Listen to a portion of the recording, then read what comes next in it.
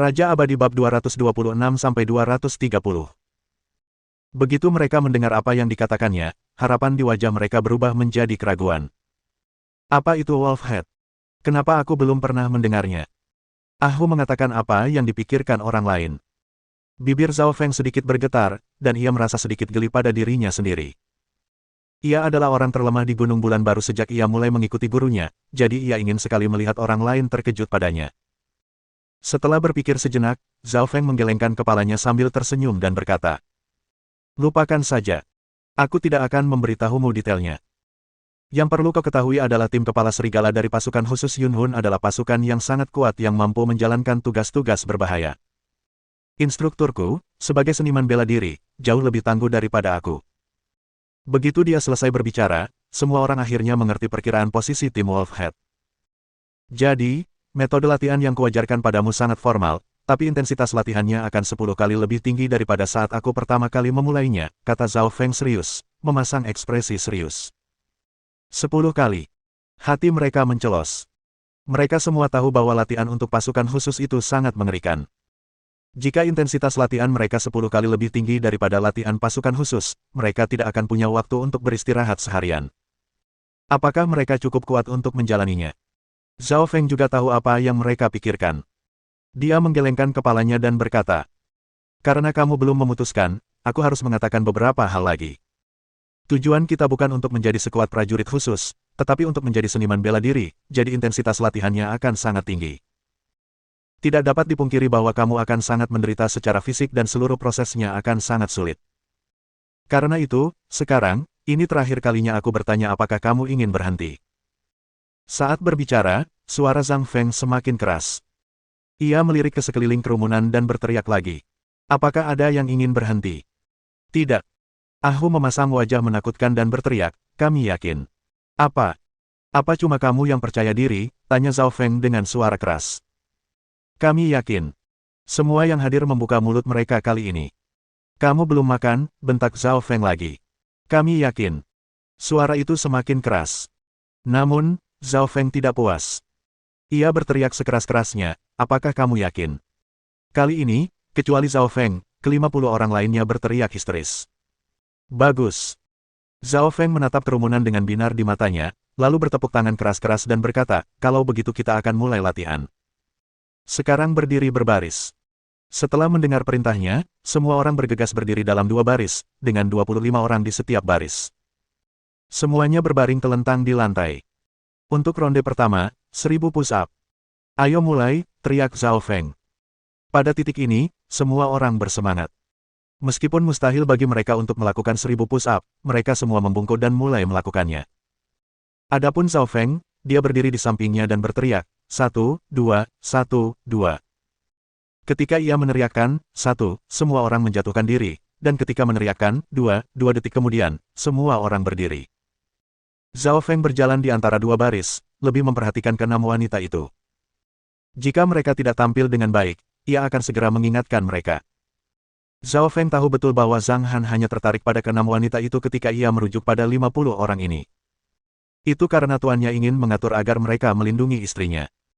Akan tetapi, sebagian besar orang-orang ini menjalani kehidupan yang mewah dan penuh hak istimewa, tanpa pernah benar-benar berolahraga, sehingga kualitas fisik mereka masih relatif buruk.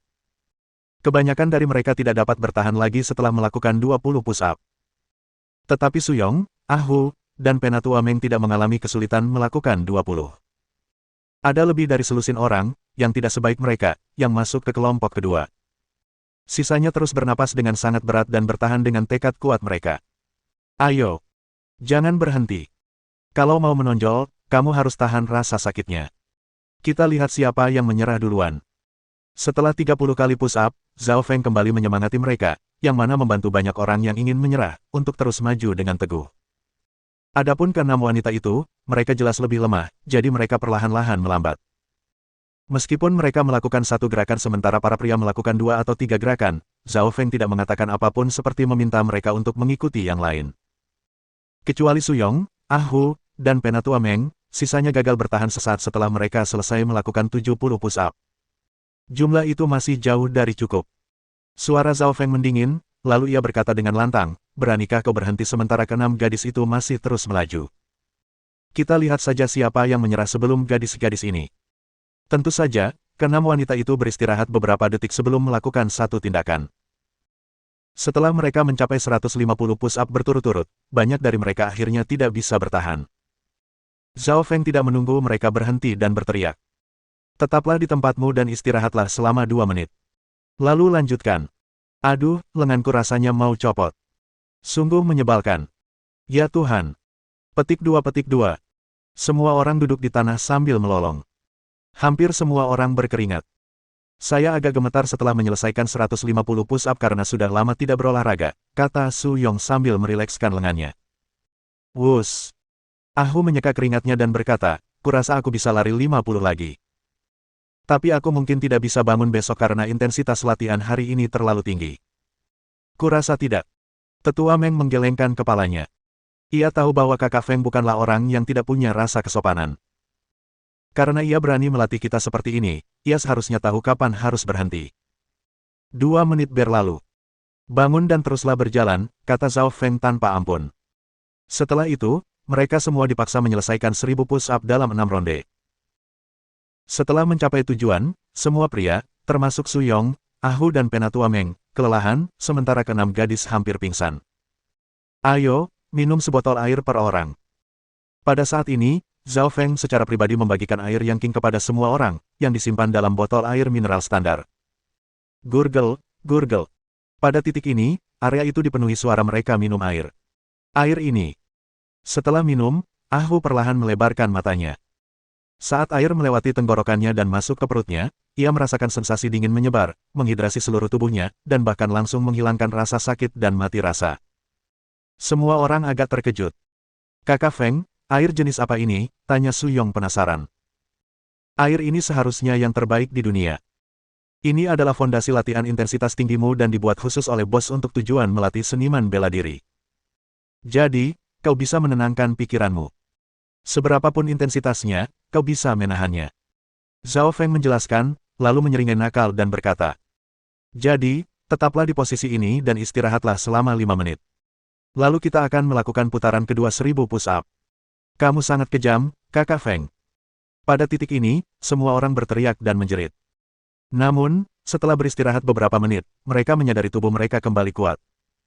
Semua orang gigih melakukan 200 push-up di awal ronde kedua. Terlihat jelas bahwa mereka telah meningkat pesat. Nyalakan api dan panggang, lalu aku akan memberimu hidangan lezat untuk makan malam. Setelah putaran kedua selesai, Zhao Feng tersenyum dan meminta mereka menyalakan api.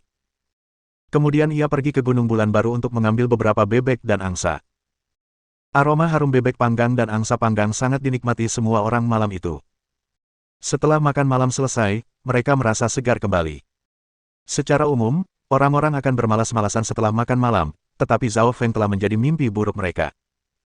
Beristirahatlah selama 10 menit dan mulai putaran ketiga 1000 push-up, kata Zhao Feng tanpa ampun sambil melirik arlojinya.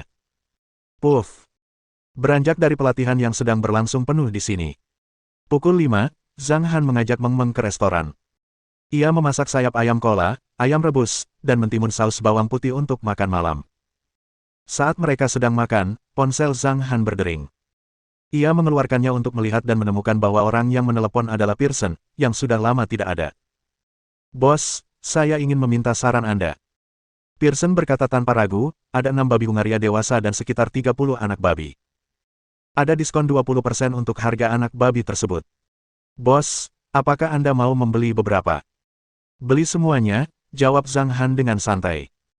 Beli semuanya, uang yang kamu berikan tidak cukup, dan aku juga tidak punya uang sebanyak itu, bisik Pearson. Butuh lebih dari 3 juta yuan untuk membeli 36 ekor babi ini, dan biayanya lebih dari 10.000 yuan per anak babi. Ia tidak punya banyak uang. Kirimkan saya nomor rekening bank Anda. Zhang Han menjawab dan menutup telepon.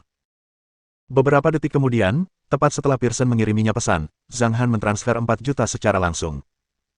Rupanya, babi-babi domba akan dikirim kepadanya dalam beberapa hari. Setelah makan malam, para pelanggan meninggalkan restoran satu persatu. Zhang Han berencana untuk membersihkan diri, tetapi Zhao Dahu menawarkan diri untuk membantunya setelah menyadari bahwa Zhao Feng tidak ada di sana. Tak diragukan lagi, pria ini sangat antusias dengan restoran tersebut. Setelah makan malam, hanya Zhang Han dan Meng Meng yang tersisa di restoran. Zhang Han duduk di sofa, menggendong Meng Meng dan menonton TV bersamanya. Dengan Meng Meng di pelukannya, Zhang Han merasakan kehangatan di hatinya. Bahkan kartun-kartun yang membosankan pun menjadi sangat menarik. Semua perasaan ini dibawa oleh putri kecil yang manis. Meng Meng. Papa, Xiongda dan Xiong mana yang lebih imut? Sekitar pukul 9.30, kartun itu berakhir. Meng Meng mendongak dalam pelukan Zhang Han dan berkata, Meng Meng memang yang termanis. Tak ada yang lebih manis dari Meng Meng. Zhang Han menjawab sambil tersenyum. Ia menggendong Meng Meng dan membalikkan tubuhnya, lalu mencium wajah putri kecil itu dengan lembut. Apakah Meng Meng begitu imut? Tentu saja. Mua. Wajah Meng Meng mendekati Zhang Han, lalu dia mencium pipinya beberapa kali. Ha. Zhang Han tersenyum bahagia, lalu mengangkat Meng Meng dan berkata, bagaimana kalau kita naik ke atas untuk melukis? Ayo pergi, kata Meng Meng dengan nada kekanak-kanakan, sambil melambaikan tangan kecilnya. Ayo pergi. Zhang Han mematikan TV dan menggendong Meng Meng ke lantai 2. Papa, tidak. Meng Meng tiba-tiba membeku. Bab 227 Pesta Minum. Apa? Zhang Han bertanya dengan ragu. Bagaimana dengan Mama? Meng Meng yang paling imut, jadi Mama imut juga, ya. Mamamu tidak terlalu imut, kata Zhang Han dengan santai. Mudah dibayangkan jika Ziyan mendengar kata-katanya, dia pasti akan berkata seperti ini. Bajingan. Pria malang dan membosankan. Tidak, Mama juga sangat imut, Meng Meng cemberut dan berkata dengan serius. Baiklah, Mamamu semanis dirimu, oke. Zhang Han setuju dengan Meng Meng.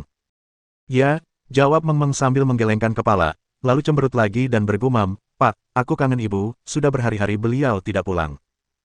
Ibumu akan kembali besok, jawab Zhang Han. Tapi aku merindukan Mama sekarang, kata Meng Meng dengan sedih. Jadi, mari kita telepon dia sekarang, kata Zhang Han sambil tersenyum. Mendengar itu, Meng Meng menjadi gembira. Mereka kembali ke kamar tidur, tempat Zhang Han mengeluarkan satu set piyama biru tipis dari lemari. Setelah membantu Meng Meng berganti pakaian, ia melepas mantelnya dan pergi tidur dengan celana pendeknya. Tempat tidur bergaya Eropa itu cukup besar dan dilapisi spray sutra merah muda-muda serta selimut. Terlebih lagi, kasurnya empuk, merek ternama. Meng Meng melangkah di atas selimut dan bergumam sambil melompat-lompat, Pak, cepat panggil ibu. Baiklah. Aku akan meneleponnya sekarang. Sambil terkekeh, Zhang Han mengambil telepon genggamnya dari meja samping tempat tidur dan menghubungi nomor Ziyan. Di sisi lain di Sanjing. Acaranya baru benar-benar berakhir setelah pukul 6. Ziyan, seorang bintang pria, dan seorang bintang wanita lainnya diundang makan malam sebagai perayaan. Karena Jiadong, putra kepala operator, yang mengundang mereka, Ziyan dan Zhou Fei tidak dapat menolak undangan tersebut, jadi mereka berjanji kepadanya. Oleh karena itu, rombongan menuju ke restoran Danau Luolan yang cukup bagus di daerah ini. Terletak di Taman Lidu, restoran yang terbuat dari kaca ini merupakan rumah yang tenang dengan pemandangan danau. Restoran ini menyajikan hidangan barat dan Korea, serta minuman ringan saat minum teh yang berpadu sempurna dengan suasana sekitar. Restoran ini menawarkan pemandangan indah pergantian 4 musim. Restoran ini cocok untuk bersantai bersama keluarga dan teman, menjauh dari hiruk-pikuk kota, melupakan kesibukan dunia, dan menenangkan jiwa. Restoran Danau Luolan gemerlap lampu di malam hari, sementara jalan setapak di hutan dihiasi berbagai macam lampu. Sebagai restoran yang tenang dan terpencil di kota, restoran ini menarik banyak selebritas dari Sanjing. Selain suasananya yang meriah, restoran ini juga memiliki koki ternama dengan keahlian memasak yang mumpuni. Ketika rombongan tiba di restoran, Jiadong sudah memesan sepiring penuh hidangan istimewa, berisi roti gulung sinar matahari, kepala salmon panggang, gurita goreng, salad hidangan laut Korea, steak bawang putih, iga panggang, hidangan laut panggang, dan sebagainya. Benar-benar pesta yang meriah. Mereka dipandu oleh seorang pelayan saat mereka berjalan ke kompartemen nomor 3. Di restoran Danau Luolan, terdapat total 8 kompartemen tepi danau, yang semuanya memiliki area pendaratan besar dengan jendela untuk melihat pemandangan. Pelanggan dapat melihat pemandangan tepi danau dengan jelas. Bahkan di malam hari, masih banyak lampu yang ditempatkan di sekitar danau dan air yang teduh memberi kesan yang tersembunyi. Tentu saja, 8 kamar pribadi ini sangat mahal, masing-masing seharga 1.999 yuan. Ketika mereka hendak memasuki kompartemen nomor 3, suara penuh percaya diri dan mendominasi tiba-tiba memenuhi area tersebut. Xiao Dong. Semua orang menoleh dan melihat 5 orang berdiri di samping mereka. Rupanya, Mereka sedang bersiap menuju kompartemen nomor 1 atau kompartemen nomor 2, dan mereka dituntun oleh seorang pemuda sederhana berambut cepak. Kakak Liu, kau juga di sini. Jiadong agak terkejut, tetapi ia memasang senyum hangat dan ramah di wajahnya. Pria di hadapannya adalah Liu Feng, pendatang baru dengan pengaruh besar di Sangjing. Sejak kembali ke Sangjing, ia telah membangun hubungan baik dengan beberapa putra orang kaya dari beberapa keluarga terpandang. Namun, ia menjadi semakin arogan di hadapan orang lain dan terus berganti-ganti pasangan wanita. Saat ini, ada seorang wanita menawan berdiri di sampingnya, diikuti oleh 3 pria yang jelas-jelas anak buah Liu Feng. Pria gemuk di antara mereka yang terluka parah, dengan kain kasa di pipi kirinya dan pipi kanannya yang kasar, adalah Dong Hu. Salah satu adik laki-lakiku baru saja keluar dari rumah sakit, jadi aku mengajaknya makan malam. Liu Feng mengulurkan tangannya dan menepuk lengan Dong Hu. Dong Hu memutar mulutnya karena belum pulih sepenuhnya, jadi lengannya terasa sangat nyeri. Setiap kali lengannya sakit, Dong Hu akan selalu mengumpat Zhang Han dalam hati, yang semakin menunjukkan betapa sombongnya dia sebenarnya. Apa yang kalian lakukan di sini? Liu Feng melirik kerumunan di belakang Jiadong. Begitu ia melihat bintang wanita yang muncul di panggung yang sama dengan Ziyan, matanya berbinar. Namun, ketika ia melihat Ziyan, yang berdiri di belakang kelompok, matanya dipenuhi dengan keserakahan dan keheranan. Mereka baru saja selesai syuting acara di stasiun TV, jadi aku datang ke sini untuk menghibur mereka. Jiadong berkata sambil tersenyum, bagaimana kalau kakak Liu ikut dengan kami? Siapa wanita cantik itu? Liu Feng tidak menjawabnya, tetapi malah bertanya, sambil menatap Ziyan tanpa berkedip. Pada titik ini, sekilas rasa malu melintas di wajah Jiadong. Ia berencana untuk menjamu tamu-tamunya, tetapi salah satu dari mereka sedang diincar oleh seorang wanita yang suka menggodanya. Namun, ia tidak bisa berbuat apa-apa karena pada akhirnya ia tidak mampu membuat Liu Feng tidak senang. Maka, ia menjawab dengan jujur, dia Ziyan. Ziyan, kemarilah dan izinkan aku memperkenalkannya. Dia Tuan Muda Liu dari keluarga Liu, yang memiliki status sosial tinggi di Sanjing. Sambil berbicara, Jiadong mengingatkan Ziyan karena menurutnya Ziyan harus menyadari pentingnya koneksi sebagai seorang bintang, dan ia sangat yakin Ziyan akan tahu cara menyapa Liu Feng dengan senyuman. Setelah itu, perkembangannya akan berjalan lancar jika ia bisa bersikap seperti Liu Feng. Namun, itu hanya gambaran yang ada dalam imajinasi Jiadong. Kenyataannya, Ziyan bahkan tidak bergerak. Ia hanya mengangguk kecil dan menyapanya dengan tenang, "Halo, Tuan Muda Liu." Jiadong dan yang lainnya membeku begitu melihat sikap acuh tak acuhnya. Pada saat yang sama, kilatan ketidakpuasan melintas di mata Liu Feng. Untuk menghindari rasa malu, Jiadong segera berkata, bagaimana kalau kakak Liu ikut saja? Pesta minumnya pasti akan jauh lebih meriah kalau ada banyak orang. Kita bicarakan nanti saja. Aku harus mengantar mereka untuk menyambut kakak Lin, tapi aku akan bertanya apakah dia mau ikut.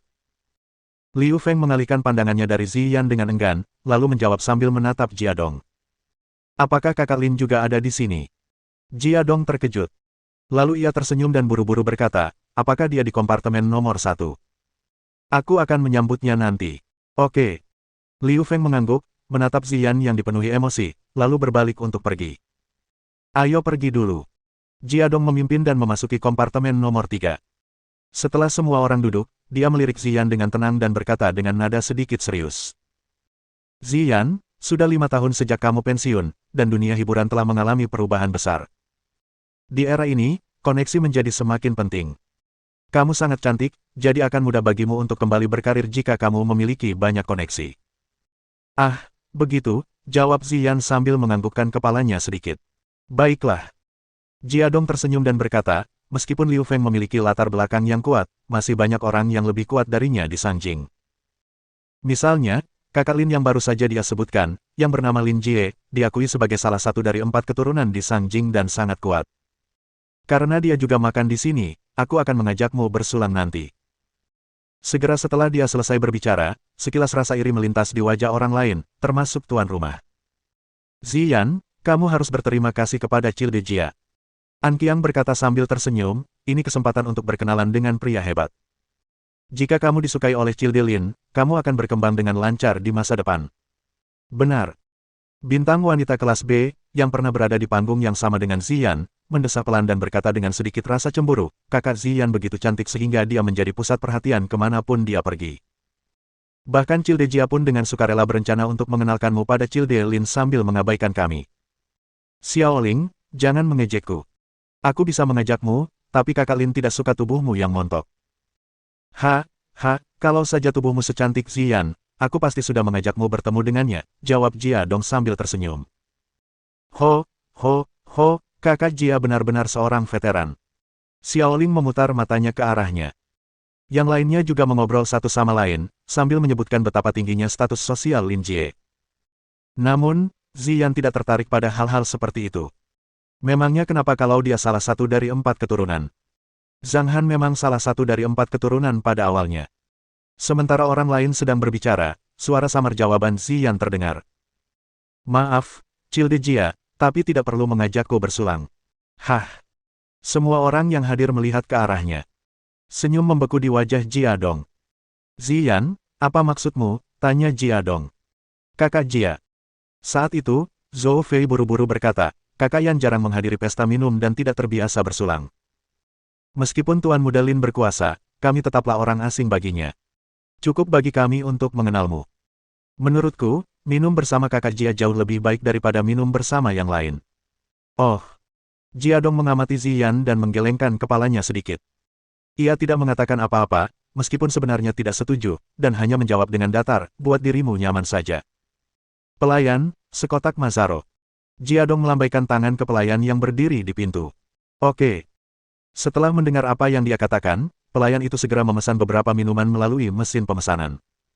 Ada 4 botol Mazaro dalam satu kotak. Mazaro adalah merek anggur merah Mogao, dengan 4 botol seharga 120.000 yuan. Artinya, harganya 30.000 yuan per botol. Menggunakannya untuk menghibur orang dianggap sebagai tindakan yang sangat tulus. Setelah memesan minuman, semua orang mengobrol sebentar. Kemudian pelayan membawakan hidangan dan meletakkannya di atas nampan kaca di meja bundar. Keempat botol anggur merah itu baru dibuka setelah semua hidangan disajikan. Pelayan membuka sebotol anggur merah, menuangkannya ke dalam dekanter, dan tak lama kemudian mengisi gelas mereka. Mari kita minum dulu untuk merayakannya. Sebelum selesai berbicara, Jia Dong melirik ke arah pintu. Begitu melihat beberapa orang masuk, ia berhenti dan matanya melebar. Ia berdiri dengan tergesa-gesa, dengan senyum lebar di wajahnya, dan melangkah maju. Oh, kakak Lin ada di sini. Aku baru saja berencana untuk mengusulkan bersulang untukmu nanti. Aku tidak menyangka kau akan datang ke sini.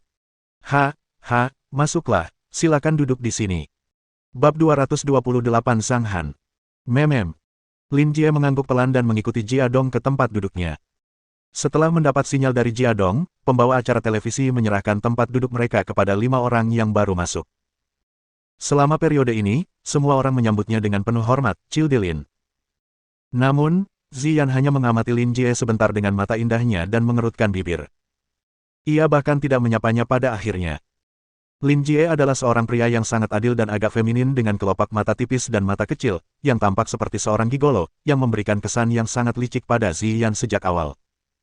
Namun, begitu Lin Jie berbicara, suaranya yang serak dan kasar langsung menghilangkan sifat femininnya. Tatapannya menyapu anggur merah di atas meja, lalu ia melambaikan tangan kepada pelayan dan berkata, 4 botol Lafite tahun 1982, tolong bayar. Oke. Pelayan itu tiba-tiba menghela napas berat, lalu mengangguk penuh semangat dan bergegas memesan. Lafite tahun 1982 harganya 170.000 yuan per botol, yang berarti 680.000 yuan untuk 4 botol. Hal ini meningkatkan komisinya secara signifikan. Para ahli memang murah hati saat memesan. Mata semua orang berbinar ketika menyadari betapa murah hatinya Lin Jie. Mereka mendesah dalam hati. Dia tentu saja keturunan yang memiliki pengaruh besar di Sanjing. 4 botol Lafite segera tiba. Melihat anggur merah itu, Jia Dong mengambil pialanya dan berkata, mari kita minum anggur di piala ini dulu, lalu mengusulkan bersulang bersama untuk kakak Lin dan mengucapkan terima kasih atas antusiasmenya.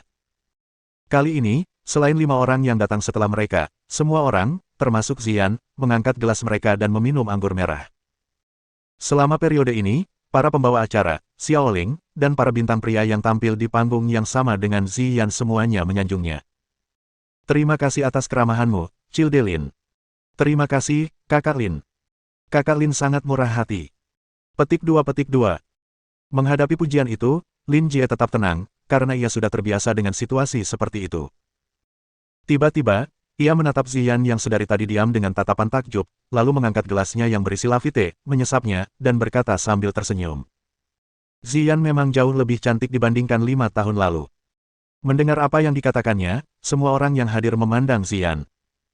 Mereka menyadari bahwa Lin Jie datang ke sini untuk Ziyan, kalau tidak, dia tidak akan datang sendiri. Terima kasih. Ziyan mengerucutkan bibirnya dan mengangguk pelan. Nona Zi sama elegannya seperti biasanya, dan saya sangat menyukai kepribadian Anda, kata Lin Jie sambil tersenyum. Tuan Muda Lin, aku tidak pantas menerima pujian seperti itu, jawab Li Yan sambil menatap Lin Jie. Saya tidak pernah berbohong. Lin Jie menggelengkan kepala dan berkata, saya ingat Nona Zi menjadi pusat perhatian dan memiliki peluang besar untuk memenangkan gelar aktris terbaik 5 tahun lalu, tetapi yang mengejutkan saya, Anda pensiun. Bahkan, saya cukup penasaran dengan alasannya, karena rata-rata orang tidak akan memilih untuk pensiun dalam situasi seperti itu. Namun, Ziyan tidak ingin membicarakan topik ini. Setelah menyaksikan kejadian itu, Zhou Fei segera berkata sambil tersenyum, Ziyan pensiun karena ada urusan pribadi di rumah, dan dia baru berniat kembali beberapa waktu lalu. Oh, begitu. Lin Jie tampak tercerahkan saat menatap Ziyan dan perlahan berkata, saya yakin comeback Nona Zi akan sukses besar, jadi saya ingin merayakannya. Saya punya teman bernama Wei Chao. Dia sedang mempersiapkan film berkualitas tinggi baru-baru ini dan saya salah satu investornya. Saya ingin tahu apakah Nona Zi tertarik. Kalau begitu, saya akan mengadakan pesta minum nanti agar kita semua bisa membicarakan detailnya. Ketika dia berhenti berbicara, wajah pembawa acara dan kedua bintang lainnya sedikit berubah. Wei Chao adalah seorang sutradara ternama. Ia telah menghasilkan 2 film berkualitas tinggi yang meraup keuntungan lebih dari 500 juta yuan meskipun baru memulai karyanya 3 tahun lalu. Lagi pula, investasinya pasti cukup besar karena Childelin menganggapnya sebagai film berskala besar. Begitu Ziyan ikut bermain dalam film ini, ia akan memiliki masa depan yang menjanjikan. Semua orang memandang Ziyan dengan iri saat memikirkan ini. Adapun Lin Jie dan Liu Feng, mata mereka berbinar-binar karena geli. Terlepas dari peran apapun yang akan ia mainkan, selama Ziyan berjanji untuk ikut serta dalam film tersebut, tujuan mereka akan tercapai. Di era ini, bagaimana mungkin seseorang bisa sukses tanpa membayar harganya? Sekarang, semuanya tergantung pada apakah Ziyan bersedia membayar harganya. Namun, Jia Dong, yang berdiri di sisi kanan Lin Jie, tersenyum kecut sambil mendesah dalam hati. Tuan Muda Lin telah membuktikan bahwa ia datang ke sini untuknya. Jika dia setuju, semua orang perlahan terdiam. Mereka menatap Ziyan, menunggu jawabannya. Bahkan Xiaoling pun tak kuasa menahan diri untuk berkata, Kakak Ziyan, berjanjilah padanya sekarang. Ini kesempatan. Oh. Setelah mendengar kata-katanya, Ziyan melirik Xiaoling, lalu menatap Lin Jie.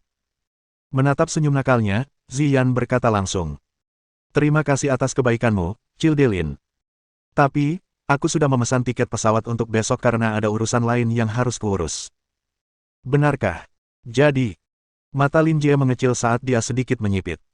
Saat hendak berbicara, ponsel Ziyan berdering. Setelah mengeluarkan ponselnya untuk melihat-lihat, ia langsung berdiri dan berkata, maaf, saya harus keluar dan menerima panggilan ini. Setelah selesai berbicara, Ziyan berjalan keluar. Di depan restoran terdapat panggung kecil untuk menikmati pemandangan, dengan beberapa meja, kursi, dan payung. Tepat setelah dia keluar dari pintu, dia mendengar Ziyan berkata, Zhang Han. Zhang Han. Lin Jie membeku, lalu menatap Ziyan dengan terkejut. Adapun Ziyan, ia mengambil ponselnya dan berjalan ke sisi lain setelah menyadari Lin Jie muncul di belakangnya. Ia tidak mengatakan apa-apa lagi sampai memastikan Lin Jie tidak lagi mengikutinya. Saya baru saja selesai merekam acaranya, dan sekarang saya sedang makan malam dengan staf stasiun TV. Yah, Meng Meng merindukanmu, jawab Zhang Han. Aku juga merindukan Meng Meng.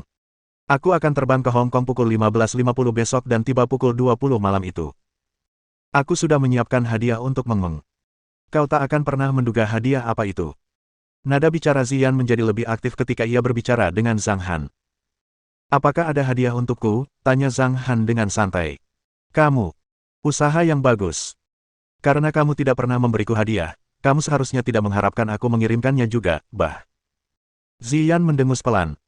Mendengarkan nada bicara Ziyan yang merdu dan manis, Zhang Han tanpa sadar tersenyum. Oh. Papa, kenapa belum selesai? Giliranku, aku mau ngomong sama Mama. Saat keinginan Meng Meng keluar dari telepon genggam, mata indah Ziyan melengkung seperti bulan sabit yang menawan. Kemudian suara lembut Meng Meng terdengar jelas ketika dia berkata, Mama, Mama, aku merindukanmu, mengapa kamu belum kembali? Aku juga merindukanmu. Ziyan mengobrol dengan Meng Meng sambil berdiri di sisi kanan. Adapun Lin Jie, dia berdiri di sisi kiri, sesekali menyesap anggur merahnya sambil menatap Ziyan dengan tatapan jenaka. 6 tahun lalu, ia sangat ingin mendapatkan Ziyan, tetapi ia tidak punya waktu karena banyak hal sepele yang berkaitan dengan keluarganya. Karena itu, ia diliputi penyesalan yang panjang. Karena akhirnya bertemu kembali dengan Ziyan dan memiliki waktu luang, ia tidak ingin melepaskannya begitu saja. Namun dilihat dari nadanya saat memanggil nama Zhang Han, dia pikir Ziyan mungkin cukup akrab dengan Zhang Han. Zhang Han. Dia tidak melihat Zhang Han, yang telah dikalahkannya, selama bertahun-tahun. Dia telah menggunakan beberapa trik untuk menghancurkan kehidupan Zhang Han dan mengatakan kepada Zhang Han. Dia tidak memenuhi syarat untuk disebut sebagai salah satu dari 4 keturunan Sang Jing dan bahkan tidak layak menjadi musuhnya. Para pengganggu selalu didominasi oleh orang bijak. Panggilan telepon itu sebenarnya bisa berlangsung lebih dari setengah jam, tetapi Ziyan merasa tidak sopan jika mengobrol terlalu lama. Karena itu, ia berusaha sekuat tenaga membujuk Meng Meng untuk menutup telepon. Ketika dia berbalik ke arah kompartemen, Lin Jie melangkah di depannya. Mengapa Tuan Muda Lin keluar? Tanya Ziyan. Aku mengikutimu. Lin Jie terkekeh dan berkata dengan nada tulus, kuharap kau bisa mempertimbangkan kembali masalah yang kusebutkan tadi. Kurasa penampilanmu cocok dengan peran di naskah itu. Kalau kau merasa tidak pantas membicarakannya di malam hari, kita bisa membicarakannya besok, siang hari. Perkataannya cukup tulus, seolah dia benar-benar ingin bekerja sama dengannya. Namun, Ziyan telah berkecimpung di dunia hiburan selama beberapa tahun, jadi dia tentu tahu aturan dan ketentuannya. Jika dia benar-benar ingin bekerja sama dengannya, berita itu akan dikirim ke Royal Entertainment Company, dan dia tidak akan membicarakannya dengan cara ini saat dia melihatnya. Ziyan sangat yakin bahwa tidak ada makan siang gratis, jadi dia menggelengkan kepalanya sedikit dan berkata, terima kasih, tapi jadwal saya sudah padat dan waktu saya terbatas. Jadi, saya tidak bisa memutuskan dan berjanji tanpa izin. Jika Cildelin ingin bekerja sama dengan saya, silakan hubungi staf Royal Entertainment Company. Saya yakin mereka akan mengaturnya. Baiklah. Lin Jie tersenyum tak berdaya. Memem. Ziyan mengangguk pelan dan melangkah menuju kompartemen. Ngomong-ngomong, Nona Li, Lin Jie tiba-tiba berkata, saya baru saja keluar untuk menelepon, tapi sayangnya ponsel saya kehabisan daya. Jadi, bolehkah Nona Zi meminjamkan ponsel Anda? Ziyan berhenti dan menatap Lin Jie dengan mata indahnya. Setelah berpikir sejenak, akhirnya ia mengangguk setuju. Oke. Setelah selesai berbicara, Ziyan mengeluarkan ponselnya, mengklik halaman untuk menelepon, dan menyerahkannya. Setelah menerima telepon darinya, Lin Jie diam-diam menghafal nomor telepon Zhang Han, lalu memutar nomor dengan santai. Ling. Tiba-tiba, sebuah nada dering terdengar dari saku Lin Jie. Nah, ini nomor telepon saya, Nona Zi. Senang sekali bertemu dengan Anda. Jika ada masalah di kemudian hari, silakan hubungi saya. Lin Jie menekan layar ponsel Ziyan untuk menyimpan namanya, lalu mengembalikannya. Metodemu sangat istimewa, kata Ziyan dingin, lalu mengambil telepon dan berbalik untuk pergi. Mungkin cara ini bisa menarik perhatian seorang wanita lajang, tetapi Lin Jie tidak tahu bahwa Ziyan sudah menjadi seorang ibu dan bahwa ayah anak itu perlahan-lahan diterima olehnya. Perilaku seperti itu membuatnya agak jijik. Ziyan kembali ke kompartemen. Lin Jie tidak mengikutinya, melainkan berjalan santai ke sisi depan dan duduk di kursi dengan kaki di atas meja. Ia mengeluarkan ponselnya dan menghubungi nomor Zhang Han yang baru saja ia hafal, sambil menatap permukaan danau di kejauhan dan menampakkan senyum nakal.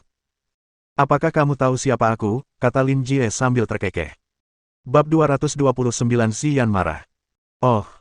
Zhang Han memberikan tanggapan yang lembut. Aku baru saja dapat nomormu dari Ziyan. Karena kamu teman lama, aku menelepon untuk menyapa, kata Lin Jie munafik. Setelah selesai berbicara, Lin Jie berhenti. Sekitar 10 detik kemudian, ejekan di matanya semakin menjadi karena Zhang Han masih diam, jadi dia berkata. Ada apa? Nggak mau ngobrol sama teman lamamu. Teman lama. Kau tak layak jadi temanku. Kata-kata hambar Zhang Han terucap. Oh. Sepertinya kamu sudah lebih dewasa beberapa tahun terakhir ini. Ngomong-ngomong, aku sudah beberapa kali tidur dengan kekasihmu. Mungkin kamu tahu arti kata, penghubung, kata Lin Jie sambil tersenyum. Kurasa kau benar-benar tahu cara menghargai keindahan, dan Kiao Luoluo memang sangat menawan. Oh, ngomong-ngomong, aku harus memberitahumu bahwa sebulan sebelum aku mengirimkan foto itu, aku sudah tidur dengan Qiao Luoluo di Hotel Rongsheng. Itulah sebabnya dia merasa malu ketika melihatku nanti. Sayangnya, aku agak mabuk malam itu dan lupa memotretmu, yang membuatku ingin berhubungan seks dengannya untuk kedua kalinya. Apa yang ingin kamu katakan? Setelah menyadari Zhang Han masih menjawab dengan sangat datar, Lin Jie menarik kembali komentarnya yang jenaka dengan ragu. Berdasarkan karakternya, seharusnya ia sudah mudah marah saat ini. Apakah kehidupan keras beberapa tahun terakhir telah menghancurkan kesombongannya? Yang ingin kukatakan padamu adalah Qiao Luoluo tidak pantas mendapatkan cintamu. Dia hanya mendesah ketika mengingatmu. Malahan, kau seharusnya berterima kasih padaku untuk itu. Aku membantumu memastikan apakah dia setia padamu, dan jelas, dia mendekatimu demi ide-idenya yang tidak praktis. Sekarang aku tahu kau kenal Ziyan, dan kalian berdua sepertinya berteman karena kau punya nomor telepon pribadinya. Tapi, Lin Jie mendengus dan berkata, pokoknya, karena aku sudah bertemu dengannya, aku akan mengejarnya. Ah, silakan saja dicoba. Zhang Han menjawab dengan datar karena dia sangat percaya pada Ziyan. Ketika Lin Jie mendengar kata-kata Zhang Han yang hambar lagi, matanya dipenuhi kecurigaan. Ia gagal memahami seperti apa kepribadian Zhang Han sekarang. Meskipun ia telah berulang kali memprovokasi Zhang Han dengan kata-kata barusan, Zhang Han tetap saja hambar. Rasanya semua yang telah ia lakukan sia-sia. Aku pasti akan mencoba. Setelah jeda, Lin Jie berkata dengan senyum licik, Ziyan sepertinya sangat keren. Karena itu, jika aku mengejarnya, kemungkinan besar aku akan gagal. Namun, kurasa kau tahu betul temperamenku, dan aku tidak akan merasa nyaman sampai aku mencapai tujuanku. Aku hanya ingin bertanya apakah kau ada hubungannya dengan Ziyan. Kalau begitu, aku tidak keberatan mengirimkan serangkaian foto kepadamu dalam beberapa hari. Benarkah begitu? Nada bicara Zhang Han berubah untuk pertama kalinya, yang membuat Lin Jie merasa sedikit kedinginan. Aku sudah bisa mematahkan tulangmu 5 tahun lalu, jadi kau dan keluarga Lin yang mendukungmu hanyalah semut bagiku. Jangan coba-coba memprovokasiku lagi, atau aku tidak keberatan menghapusmu dari dunia ini. Setelah selesai mengatakan itu, Zhang Han langsung menutup telepon. Mendengarkan suara bip dari telepon genggamnya, Lin Jie sedikit terkejut. Seluruh keluarga Lin tak lebih dari seekor semut baginya. Ini mungkin lelucon paling konyol yang pernah kudengar. Lin Jie tersenyum sinis dan bergumam, jadi, kau dan Ziyan punya hubungan spesial. Semuanya jadi semakin menarik. Lin Jie bergumam pada dirinya sendiri, lalu bangkit dan berjalan kembali ke kompartemen. Kakak Lin, kenapa lama sekali keluar? Suasananya kurang semarak tanpamu, kata Jia Dong sambil tersenyum. Aku menelepon. Lin Jie mengangguk sambil tersenyum dan kembali duduk.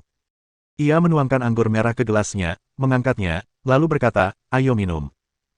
Setelah mereka minum beberapa gelas, suasana berangsur-angsur menjadi ramai. Meskipun semua orang mengobrol, mereka masih terlibat dalam percakapan yang berfokus untuk menyanjung Lin Jie. Lin Jie tampak sedang dalam suasana hati yang baik, jadi dia mengobrol dengan orang banyak sebentar. Menyadari sudah waktunya, Lin Jie menatap Ziyan lagi. Ia menyesap anggur dan berkata, Nona Zi, apakah Anda kenal Zhang Han? Ketika mereka menyadari Lin Jie sedang berbicara dengan Ziyan, semua orang perlahan-lahan terdiam. Ketika mereka mendengar bahwa topiknya adalah Zhang Han, wajah Liu Feng dipenuhi dengan penghinaan, sementara Dong Hu, yang duduk di sampingnya, mengerutkan wajahnya, menunjukkan ekspresi agak kesal. Di bawah tatapan semua orang, Ziyan mengangguk pelan dan berkata, ya. Apakah kamu mengenalnya? Lin Jie bertanya lagi. Agak. Ziyan memberikan jawaban datar. Apa hubungannya saat ini denganmu? Maaf, ini urusanku, Ziyan mengangkat alisnya dan sedikit tidak sabar di dalam. Lin Jie tersenyum dan berkata, Zhang Han, sebagai salah satu rekan kerja saya, sangat akrab dengan kami. Saya ingat dia pernah memukuli seseorang yang berstatus tinggi demi Nona Zi beberapa tahun yang lalu, jadi saya pikir Nona Zi mungkin mengenalnya. Namun, saya tidak menyangka itu benar. Pada titik ini, Zhou Fei, yang duduk di samping Ziyan, melengkungkan bibirnya. Zhang Han adalah kakak iparnya, ayah Meng Meng, dan kemungkinan besar akan menjadi suami kakak Yan di masa depan. Bukankah dia mengenalnya? Akan tetapi, dia hanya menyimpan kata-kata itu di dalam kepalanya dan tidak berbicara pada kesempatan ini. Jadi, ini cerita tentang seorang pahlawan yang menyelamatkan seorang wanita cantik, kata Jia Dong sambil tersenyum. Apakah anjing itu pantas disebut pahlawan? Tiba-tiba, terdengar cibiran. Semua orang menoleh dan mendengar Liu Feng mendengus sebelum berkata, dia pernah ditipu oleh kakak Lin seperti anjing, lalu tinggal di Sangjing selama 5 tahun setelah diusir dari keluarganya. Dia bukan pahlawan, melainkan pengemis. Jiadong, bukankah seharusnya kau minum segelas anggur sebagai hukuman? Baiklah, aku salah. Aku akan menghukum diriku sendiri. Jiadong mengangguk cepat dan meneguk anggur merah di gelasnya. Adapun Lin Jie, ia terus menatap Ziyan, hanya untuk menyadari bahwa wajah Ziyan muram dan napasnya tersengal-sengal ketika Liu Feng berbicara tentang Sang Han. Terlebih lagi, Zhou Fei, yang duduk di sampingnya, memasang ekspresi sinis saat itu, yang meyakinkan Lin Jie bahwa mereka memiliki hubungan dengan Sang Han. Merupakan suatu kehormatan baginya untuk disebut pengemis. Saat itu, Dong Hu, pria gemuk dan kekar yang duduk di samping Liu Feng, berkata, dia menjalani kehidupan seperti anjing selama 5 tahun itu. Saya pernah berniat mempekerjakannya untuk membantu saya memperbaiki mobil, tetapi dia menolak dengan angkuh. Apa yang terjadi selanjutnya? Dia balapan dengan kakak Liu dan menang tipis. Namun, pria bodoh ini berjanji untuk balapan lagi sebulan kemudian. Namun, pada akhirnya, dia menjual mobilnya dan melarikan diri dengan pesawat. Dia benar-benar bodoh. Bang! Tiba-tiba terdengar suara sesuatu yang membentur meja. Orang-orang mengalihkan pandangan dari Dong Hu dan berbalik menghadap Ziyan, yang tiba-tiba berdiri dengan wajah masam saat ini dan berkata dengan dingin. Saya sedang tidak enak badan, permisi. Lalu dia berbalik dan melangkah pergi. Adapun Zhou Fei, ia mengambil dompetnya dengan tatapan kotor dan melirik orang-orang yang hadir. Kemudian, ia menatap Dong Hu dan Liu Feng dengan jijik, lalu berbalik untuk pergi. Ziyan, kamu. Jiadong berdiri dan mulai berbicara, berniat untuk menanyainya. Namun, saat itu Lin Jie tersenyum dan berkata, lupakan saja. Karena dia sedang tidak enak badan, dia bisa pergi dulu. Ayo kita lanjutkan. Baiklah. Jiadong tersenyum meminta maaf dan segera duduk kembali di kursinya. Orang lain saling memandang dengan bingung karena mereka tidak mengerti apa yang dilakukan Ziyan. Lin Jie meneguk anggur merah sambil tersenyum. Melihat ekspresinya, Liu Feng tahu bahwa Tuan Muda Lin sedang tertarik pada sesuatu. Bahkan, selama pesta minum malam ini, hanya Ziyan yang menarik perhatiannya. Xiaodong, keluarlah bersamaku. Lin Jie tiba-tiba menepuk bahu Jiadong. Baiklah. Jiadong mengikuti Lin Jie keluar dan duduk di kursi di observasi bersamanya. Nona Zi sangat menarik, kurasa dia harus ikut program lain selagi di sini, bagaimana menurutmu? Lin Jie berbicara kepada Jiadong sambil tersenyum. Ketika ia memutuskan sesuatu, Lin Jie adalah orang yang teguh pada kata-katanya, dan ia akan berusaha sekuat tenaga selama ia mau melakukannya. Di sisi lain, Ziyan melangkah keluar restoran dengan wajah datar. Ia tidak mengerti mengapa, tetapi ketika mendengar mereka menghina Zhang Han, ia merasa marah di dalam hati. Kemarahan itu akhirnya menguasainya dan membuatnya membuat keributan sebelum berbalik untuk pergi. Sampai sekarang, dia masih sangat marah. Tanpa disadari, Zhang Han menduduki posisi yang semakin penting. Dia merasa tenang saat mendengar suaranya, dan dia akan merasa hangat saat mendengarkan kata-katanya yang penuh perhatian. Sebenarnya, dia punya firasat samar bahwa dia mungkin jatuh cinta padanya, dan alasan dia marah adalah karena dia peduli padanya. Adapun Zhou Fei, ia begitu marah hingga paru-parunya hampir meledak. Jika mereka tidak pergi saat itu juga, Zhou Fei tidak akan terus menatap mereka dan akan langsung mengumpat. Beberapa bajingan. Apa-apaan mereka? Kenapa mereka menjelek-jelekkan seseorang di belakangnya? Tumpukan kotoran busuk. Kenapa mereka tidak bilang begitu langsung ke kakak ipar? Kakak ipar harus menghajar mereka, gerutu Zhou Fei sambil menggertakkan gigi. Kualitasnya buruk, kata Ziyan dingin. Tepat sekali. Orang-orang itu benar-benar bukan orang baik, terutama si gendut idiot yang cacat itu dan pria bermarga Liu. Mereka seperti dua sisi mata uang yang berbeda. Zhou Fei mengeluh tentang orang-orang itu sepanjang perjalanan pulang dan terus menggerutu sampai ia menyadari mereka telah sampai di tempat parkir dan masuk ke mobil yang membawa mereka ke sini. Ia menghadap pengemudi dan berkata, tolong antar kami kembali ke hotel. Oke. Sopir itu mengangguk, menyalakan mesin, dan melaju kembali ke hotel. Ziyan duduk di kursi belakang. Ia mengeluarkan ponselnya untuk melihat jam dan ternyata sudah pukul 23.30. Ia berencana menelepon Zhang Han, tetapi ia mengurungkan niatnya setelah berpikir sejenak karena ia akan pulang besok. Namun, ketika melihat nomor Lin Jie yang ada di paling atas, Ziyan langsung menambahkannya ke daftar panggilan yang diblokir. Lagi pula, dia juga punya sifat pemarah yang buruk. Saat itu masih pagi, tetapi latihan di pantai dekat Gunung New Moon sedang berlangsung penuh.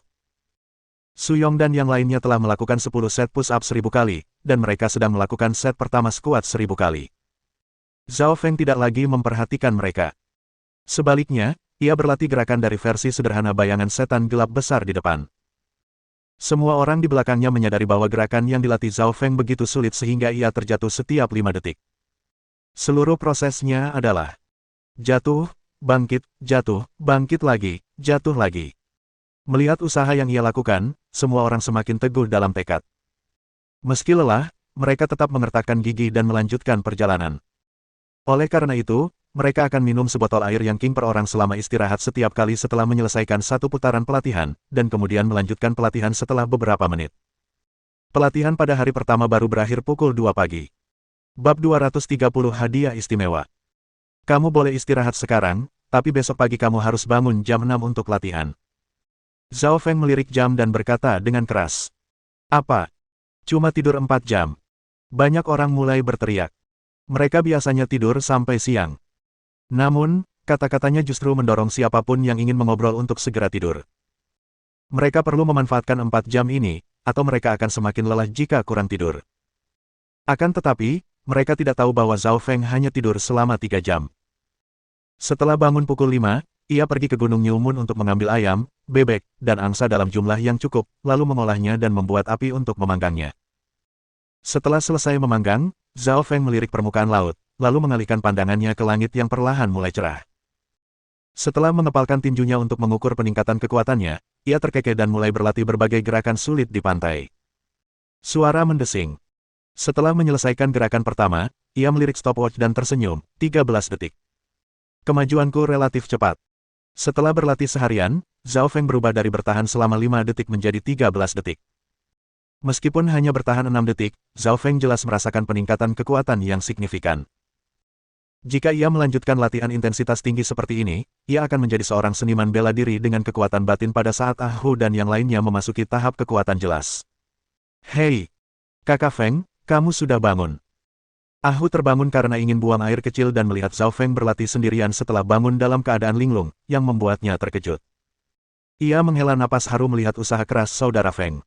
Baiklah, waktunya hampir habis. Bangunkan semuanya dan kita akan mulai berlatih lagi setelah sarapan, kata Zhao Feng sambil terus berlatih gerakan. Oke. Zhao Hu mengangguk.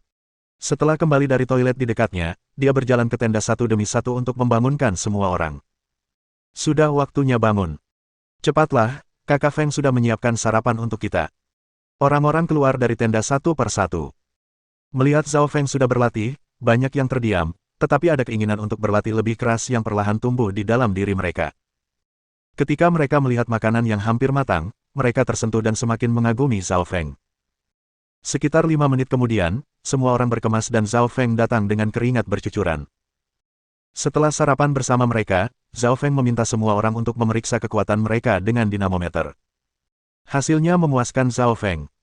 Kecuali ke-6 wanita itu, semua orang telah mencapai standar yang dipersyaratkan untuk pasukan khusus. Khususnya Suyong, Ah Hu, dan Penatua Meng, semuanya berhasil menembus batas 100 kg, yang menunjukkan bahwa kualifikasi mereka tidak buruk. Pada saat yang sama, Zhao Feng menemukan bahwa kekuatan orang-orang ini telah meningkat lebih dari 30% setelah latihan kemarin.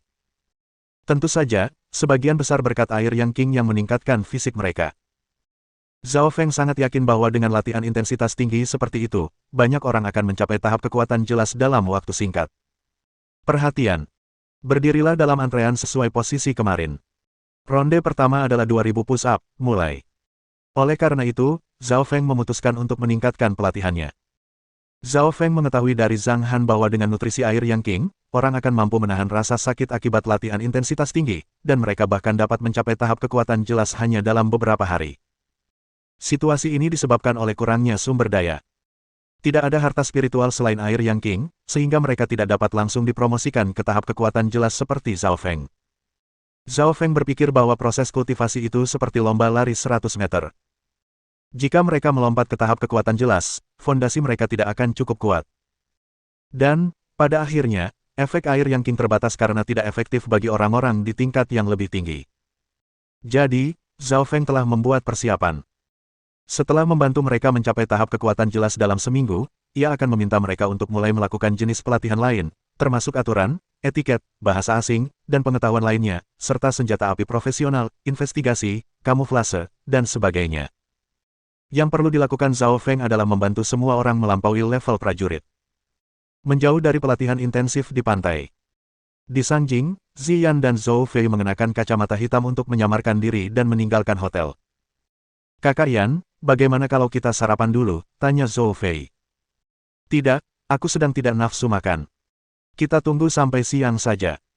Kalau kamu tidak lapar, aku akan menemanimu, kata Ziyan dengan suara rendah. Sebaiknya aku makan siang bersamamu. Aku tidak terbiasa makan di sini karena aku selalu makan masakan kakak ipar. Zhou Fei menggelengkan kepalanya dan tersenyum kecut. Ziyan tampil rapi hari ini. Ia mengenakan kaos putih dengan celana jeans denim biru muda yang pas di badan dan membuat kakinya yang jenjang lebih menonjol dari biasanya. Ia juga mengikat rambutnya dengan gaya ekor kuda sederhana, lengkap dengan topi merah muda dan kacamata hitam. Pakaian ini membawakan perasaan bersemangat, bukannya membosankan bagi Ziyan. Zhou Fei mengenakan setelan olahraga yang tampak sederhana, rambutnya tergerai hingga bahu. Ia tidak berdandan rapi, melainkan hanya mengenakan kacamata hitam besar. Meski begitu, kedua wanita menawan itu justru semakin menarik perhatian saat berjalan di jalan. Dilihat dari bagian pipi Ziyan yang tidak tertutupi, orang-orang bisa tahu bahwa ia pasti wanita yang sangat cantik. Zhou Fei naik taksi di jalan. Setelah mereka duduk di kursi belakang, Zhou Fei berkata langsung. Berkendara ke nomor 234, Jalan Dongfen. Oke. Pengemudinya adalah seorang pria parubaya berusia 40-an. Setelah mendengar kata-katanya, ia langsung menyalakan mobil. Ia melihat mereka melalui kaca spion sambil menunggu lampu lalu lintas, lalu berkata sambil tersenyum, apakah kalian, para wanita cantik, berencana membeli patung tanah liat? Bagaimana kamu tahu? Zhou Fei agak terkejut. Ha. Saya sudah jadi sopir taksi di Sanjing selama 10 tahun, jadi saya tahu alamat banyak tempat. Sopir itu tertawa, lalu menyalakan mobil dan berbelok. Oh. Zhou Fei mengangguk. Jalan Dongfen nomor 234. Sepertinya itu kantor pusat patung tanah liat Seng Yuan, kata pengemudi itu setelah berpikir sejenak. Ya. Kami sudah pesan tiket pesawat kemarin dan akan membeli beberapa patung tanah liat, jawab Ziyan. Suaranya yang merdu dan indah sedikit mengejutkan pengemudi. Apa yang Ziyan rencanakan untuk dibawa pulang kali ini adalah patung tanah liat. Dalam hal patung tanah liat, Zhang, sang pembuat patung tanah liat, adalah yang paling berpengaruh di Korea Utara. Konon, Zhang, sang pembuat patung tanah liat, adalah orang yang sangat cakap pada masa itu. Ia dapat menguleni tanah liat menjadi figur dalam sekejap dengan tangannya selama ia berbicara langsung dengan para pelanggan, dan patung-patung tersebut tampak begitu nyata hingga seolah-olah hidup. Pembuatan patung tanah liat adalah seni tradisional rakyat Tiongkok. Ini adalah jenis kerajinan tangan yang membentuk berbagai gambar menggunakan tanah liat. Ziyan berencana membuat patung berwarna berdasarkan gambar dirinya, Meng Meng, dan Zhang Han yang sedang menikmati pemandangan di Gunung Bulan Baru. Ia yakin Meng Meng akan menyukainya. Lebih lanjut, ia menduga Zhang Han juga akan menyukainya. Kemarin, saat menuju restoran, Ziyan mencari tempat pembuatan patung tanah liat di Sanjing. Setelah mengetahui bahwa kantor pusat patung tanah liat Seng Yuan sangat populer, ia langsung membuat janji pagi ini. Mendengar perkataan Ziyan, sang sopir terdiam sejenak. Dengan sedikit ragu, ia akhirnya menggelengkan kepala dan berkata sambil tersenyum, sebenarnya, patung-patung di toko besar tidak selalu berkualitas tinggi. Oh, apa kau tahu tempat yang lebih bagus untuk membuat patung tanah liat? Zhou Fei tersadar dan menyadari bahwa pengemudi itu menyiratkan sesuatu dengan ucapannya, jadi dia bertanya.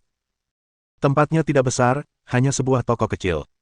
Meskipun pemiliknya berusia 70-an, ia ahli dalam membuat patung tanah liat. Banyak orang mengundangnya menjadi manajer beberapa tahun yang lalu, dan beberapa orang bahkan memintanya untuk membuat patung tanah liat untuk mereka 4 kali sebulan, tetapi ia menolak karena sudah terlalu tua dan tidak ingin meninggalkan toko kecilnya. Mengapa dia menolak meskipun sudah mendapat perlakuan baik seperti itu, tanya Zhou Fei penasaran. Karena saat itu, secerca kepahitan melintas di wajah pengemudi itu saat ia berkata, toko kecil itu adalah sesuatu yang ia hargai karena menyimpan kenangan tentang dirinya dan istrinya. Kudengar toko itu dikelola oleh mereka berdua. Mereka berdiri bersama melewati suka duka selama beberapa dekade, tetapi istrinya meninggal 7 tahun yang lalu. Karena itu, toko itu tak hanya menyimpan banyak kenangan, tetapi juga membuatnya menderita. Anak-anaknya telah mencoba membujuknya untuk pergi, tetapi mereka selalu gagal. Ia sudah lama di sana, jadi ia tak ingin pergi. Pernyataan ini menginspirasi Ziyan, jadi dia bergumam. Tidak pernah ingin pergi. Ia sangat tersentuh saat memikirkannya. 4 kata sederhana ini mengungkapkan kisah cinta yang mengharukan. Ia tidak iri pada pasangan muda yang ideal, melainkan pada pasangan yang telah hidup bersama hingga tua dan beruban. Ayo kita pergi ke sana sekarang, kata Ziyan dengan nada tegas sambil melihat keluar jendela. Baiklah, kata pengemudi itu, lalu ia menambah kecepatan. Sesampainya di jalan Dongfen, pengemudi memasuki sebuah gang, yang di belakangnya terdapat banyak jalan alternatif. Akhirnya, mobil berhenti di depan sebuah bungalow dengan plakat bertuliskan, patung tanah liat Liu He, di jalan di luar gang tersebut. Kita sudah sampai. Silakan masuk saja. Nama marga Tuan Liu, tapi Anda bisa memanggilnya Tuan Liu, kata sopir itu. Oke. Ini uangnya, dan kamu bisa simpan kembaliannya. Setelah selesai berbicara, Zhou Fei langsung memberikan uang 50 yuan dan keluar dari taksi bersama Ziyan. Mereka merasa seperti kembali ke tahun 1990-an saat memasuki toko itu karena semua dekorasi dan perabotannya relatif lusuh. Di area paling dalam, duduk seorang lelaki tua di kursi goyang, menyeruput teh dengan tenang. Ia menatap dinding di sebelah kanan dengan mata sedikit menyipit, seolah sedang mengingat sesuatu. Ziyan dan Zhou Fei menoleh dan melihat serangkaian patung tanah liat di dinding. Setiap patung hanya berisi 2 orang, 1 pria dan 1 wanita. Sosok-sosok dalam patung itu masih muda di ujung kiri, dan pria itu tampak seperti pria tua. Seiring mereka bergerak ke ujung kanan, kedua orang dalam patung itu perlahan-lahan bertambah tua dan berambut abu-abu. Namun, mereka tetap duduk bersama dengan bahagia. Sungguh pemandangan yang mengharukan. Ziyan dan Zhou Fei berdiri di samping dan menunggu dalam diam. Tak satu pun dari mereka mengganggu lelaki tua itu karena ia tampak sedang mengingat kembali kenangan indahnya. Sekitar 10 menit kemudian, lelaki tua itu mendapati 2 orang yang berdiri di dekatnya ketika ia sedang minum teh. Ia tertawa terbahak-bahak dan berkata dengan suara serak, "Sudah berapa lama kalian menunggu?" "Kami baru saja tiba," jawab Ziyan sambil terkekeh. "Ha, ha, ha."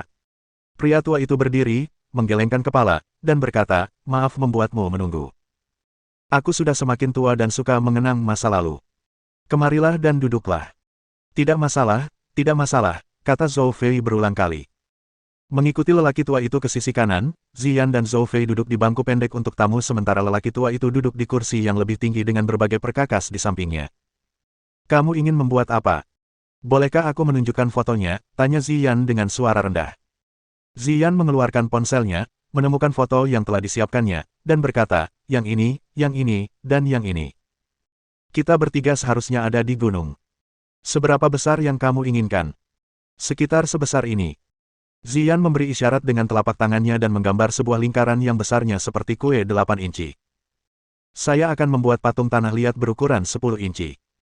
Orang tua itu mengangguk, menerima telepon itu, meletakkannya di rak, dan kemudian mulai memahat gambar seperti yang ditampilkan dalam foto. Mohon dukungan dari omom ante-ante sekalian, buat subscribe atau sharekan novel Mimin ke Facebook kalian, agar channel Mimin bisa terus berkembang. Dengan begitu, Mimin bisa lebih semangat untuk up novel seru lain ke depannya. Sekiranya ada kebutuhan buat subback, silakan inbox Mimin atau tuliskan di kolom komentar, Mimin dulukan dengan ucapan terima kasih.